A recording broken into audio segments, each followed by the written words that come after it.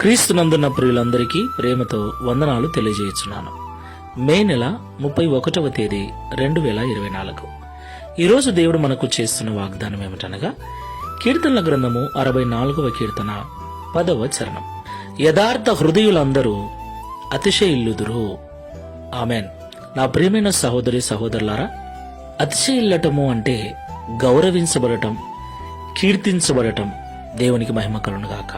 మనమందరం కూడా అందరూ మనల్ని గౌరవించాలని, మనము లేకపోయినా మన గురించి కీర్తిస్తూ ఉండాలని మనం కోరుకుంటాం.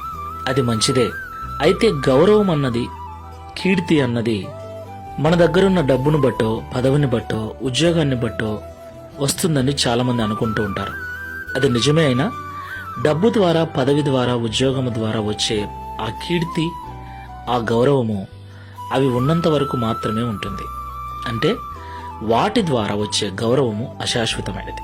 మరి శాశ్వతమైన గౌరవము, శాశ్వతమైన కీర్తి మనమున్నా మనం లేకపోయినా ఇతరులు మన గురించి గొప్పగా మాట్లాడుకుంటూ ఉండాలంటే మనం ఈ లోకంలో జీవించినంత కాలం యథార్థ హృదయులమై ఉండాలని దేవుడు కోరుకుంటున్నాడు.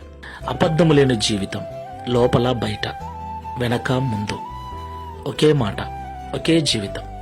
అబద్ధాలు లేని జీవితాన్ని, సత్యవంతమైన జీవితాన్ని, నిజమైన జీవితాన్ని ఎవరైతే జీవిస్తూ ఉంటారో అలాంటి వారిని ఈ లోకం గౌరవిస్తుంది. వారు ఉన్నా లేకపోయినా కీర్తిస్తుందని దేవుడు మాట్లాడుతున్నాడు. ఈ మాటలు వింటున్న ప్రియ సహోదరి సహోదరుడా, క్రైస్తవుడా, ఎలా ఉంది నీ జీవితం?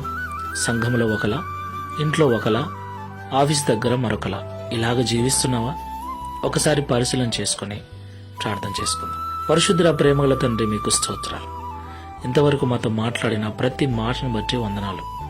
నిజమే తండ్రి, మేమందరము ఇతరులు మమ్మల్ని గౌరవించాలని, ముందు వెనక మా గురించి కీర్తించాలని అనుకుంటూ ఉంటాం. ఆ కీర్తి, ఆ గౌరవము డబ్బు ద్వారా వస్తుందని ప్రయాసపడుతున్నాం. అయితే డబ్బు ద్వారా వచ్చే గౌరవమైనా, పదవి ద్వారా వచ్చే గౌరవమైనా అవి ఉన్నంత వరకే ఉంటాయని, అశాశ్వతమైనవని మాతో మాట్లాడారు. శాశ్వతమైన గౌరవము, శాశ్వతమైన కీర్తి మా యథార్థ హృదయం ద్వారానే, మా యథార్థవంతమైన జీవితం ద్వారానే వస్తుందని మాతో మాట్లాడారు. ఈ ప్రార్థనలో ఏకీభిస్తున్న మేమందరము కూడా సంఘములోను, ఇంటి దగ్గరను, సమాజంలోను, పనిచేసే చోటను, ఎక్కడికి వెళ్ళినా ఒకే మాట, ఒకే జీవితం.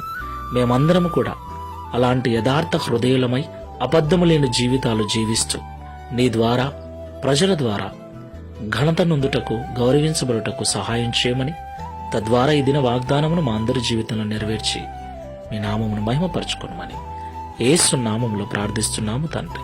ఆమేన్. Praise the lord. God bless you.